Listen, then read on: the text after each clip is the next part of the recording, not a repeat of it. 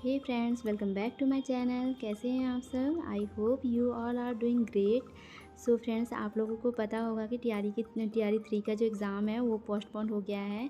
और मेरा जो ये वीडियो है बहुत दिनों के बाद आया है, क्योंकि आप लोगों को पता होगा कि लास्ट वीडियो जो मैंने डाला था तो उसमें मैंने ये बताया था कि एग्ज़ाम का डेट आने के बाद मैंने डिसाइड किया था कि मैं ब्लॉग नहीं डालूँगी, क्योंकि एग्ज़ाम है और एग्ज़ाम बहुत ही इंपॉर्टेंट है इस बार मेरे लिए।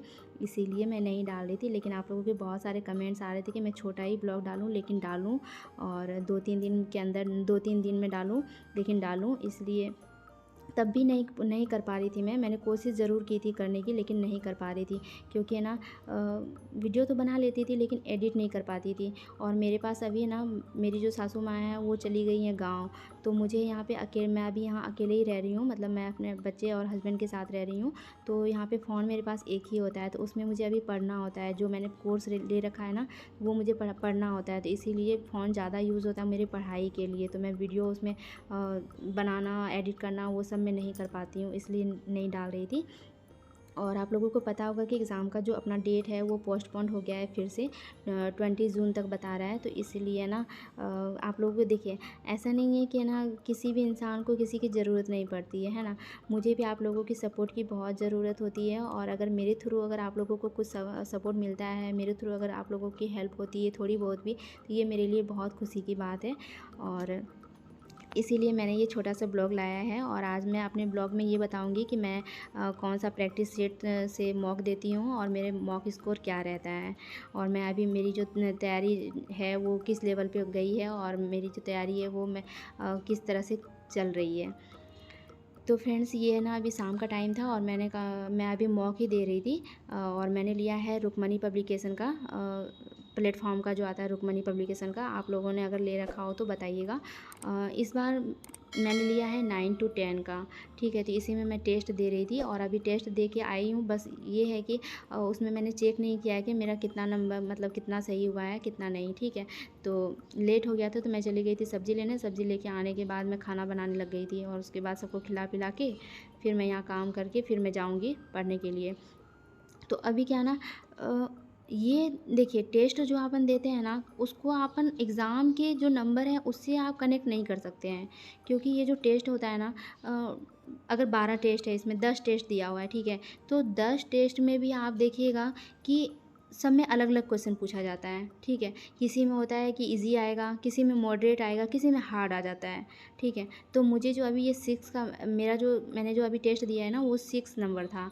तो ये 6 नंबर अगर आप लोगों के पास होगा किसी के पास, तो आप चेक कर लीजिएगा कि 6 नंबर वाला मुझे बहुत ज़्यादा टफ लगा था। और इसमें भी है ना, सबसे ज़्यादा पॉलिटी का पार्ट मुझे टफ लगा था।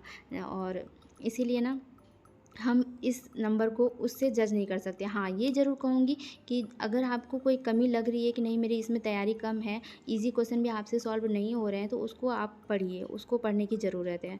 तो उसको आप देखिए, ठीक है। बाकी किसी किसी क्वेश्चन में, किसी किसी टेस्ट में ये होता है ना कि नंबर ज़्यादा आ जाता है, किसी में कम आ जाता है, किसी में ज़्यादा, किसी में कम। तो इसलिए आप उस चीज़ को जज मत कीजिए। जितना भी आ रहा है ना, उसको आप, अगर आपको लग रहा है कि नहीं ये कम है, इतना कट ऑफ नहीं जाएगा, इससे ज़्यादा जाएगा, तो आपको मेहनत करने की ज़रूरत है, तब आप लग जाइए उसमें। और जो टॉपिक आपका क्लियर नहीं है, जिस टॉपिक के क्वेश्चन नहीं बन रहे हैं ना, उस पे आप फोकस कीजिए। टेस्ट देने का यही मतलब होता है।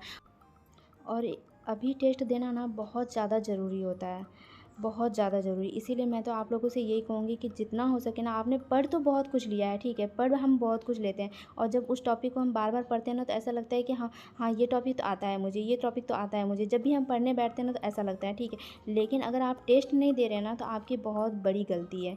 इसीलिए मैं आप लोगों से यही कहूँगी कि आप टेस्ट दीजिए। पढ़ अपन बहुत कुछ लेते हैं, लेकिन जब तक टेस्ट नहीं देते ना, तब तक हमें ये नहीं पता चलता है कि हाँ हमारी तैयारी कैसी है, उस टॉपिक से किस तरह से क्वेश्चन पूछा जाता है, ठीक है। इसलिए टेस्ट बहुत ज़्यादा ज़रूरी है। आप लोग टेस्ट दीजिए, और टेस्ट में जो भी नंबर आ रहा है उससे आपको अगर कमियां पता चल रही है, तो उस कमियां को दूर कीजिए, ठीक है। जो भी टॉपिक आपको लग रहा है कि ये टॉपिक से क्वेश्चन नहीं बन रहे, तो उस टॉपिक को कीजिए, और जो उसका जो सॉल्यूशन होता है उसको आप पूरा पढ़ा कीजिए, ठीक है। तो यहाँ पे मैंने टेस्ट देने के बाद जो मतलब कितने नंबर आ रहे थे मेरे, कितने रॉन्ग हुए कितने राइट हुए, ये मैं देख रही थी। तो मेरा इस बार है ना 6 में, सही बता रही हूँ, तो 61 नंबर आए थे, जो कि मुझे बहुत कम लगे, बहुत कम लगे। जितने भी मैंने पीछे टेस्ट दे रखा था ना, उसमें से सबसे कम नंबर मेरे इसी में आए थे, 6 में। बाकी मेरे नंबर 77, 79, 75, 65 ऐसे नंबर आ जाते हैं, ठीक है। लेकिन इसमें मुझे कम लगे, बहुत कम लगे। खैर कोई नहीं, इस बार जो सॉल्यूशन था ये मैंने देख लिया और देख रही थी, और जो भी मुझे इसमें लगा कि किस पार्ट में मेरी कम मतलब नहीं हो रहा है, मुझे इसमें ना ये एक चीज़ लगा कि मुझे लग रहा था कि जो टॉपिक शायद सिलेबस में नहीं है, पता नहीं कहाँ से पूछ रहे हैं, ऐसा लग रहा था। और इसीलिए मैं आप लोगों को बोल रही थी कि मुझे ये रुक्मणी पब्लिकेशन का जो 9 to 10 का जो प्रैक्टिस एरिया, ये मुझे टफ़ लग रहा है इस बार। आप लोग बताइएगा कि आप लोगों को कैसा लग रहा है, ठीक है। मुझे तो टफ़ लग रहा है, सही बता रही हूँ। बाकी मैं टेस्ट को वो नहीं, मैं ये नहीं सोचती हूँ कि मेरे इतने कम नंबर आ रहे हैं तो मैं मोरल डाउन कर लूँगी, नहीं फ्रेंड्स। मुझे ये पता चलता है कि हाँ, यहाँ पे मेरी कमज़ोरी, यहाँ पे मेरी जो भी कमियाँ हैं उसको ज़रूरत है सुधारने की, तो मैं उस पर फ़ोकस करती हूँ। इसीलिए मैं जो भी टॉपिक होता है, जो टॉपिक मुझे नहीं आ रहा है उसको मैं अच्छे से करती हूँ। बाकी पढ़ तो बहुत लिया है, एनसीईआरटी को ही इस बार पढ़ना था तो मैंने अच्छे से पढ़ लिया है। आप लोगों को पता होगा कि मेरा 6 to 8 का एग्ज़ाम है और 9 to 10 का एग्ज़ाम है, और एसएसटी है और हिस्ट्री और पॉलिटी है, ठीक है। तो 6 to 8 के लिए क्वेश्चन मुझे एक बार क्वेश्चन आ रहा था, बार कमेंट आ रहे थे कि 6 to 8 में मिडाइवल और एंशियंट पढ़ना है या नहीं पढ़ना है। तो फ्रेंड्स, एंशियंट और मिडाइवल 6 to 8 में बिल्कुल नहीं पढ़ना है, क्योंकि उससे क्वेश्चन नहीं आता है, ठीक है। इसमें मॉडर्न हिस्ट्री से क्वेश्चन आते हैं और वर्ल्ड से क्वेश्चन आते हैं, और स्टैटिक जीके पढ़ लीजिए, ये सबसे क्वेश्चन आते हैं इसलिए। और बाकी 9 to 10 में आपको एंशियंट, मिडाइवल, मॉडर्न और वर्ल्ड चारों को पढ़ना पड़ेगा और उसको अच्छे से क्लियर करना पड़ेगा, ठीक है। तो यहाँ पे पढ़ते पढ़ते मेरा बहुत टाइम हो गया था, 9:30 बजे मैं लेके बैठी थी और 12:30 बजे 12 बजे तक मैं यहाँ पे पढ़ाई कर रही थी। पढ़ने के बाद फिर मैं जाऊँगी सोने के लिए।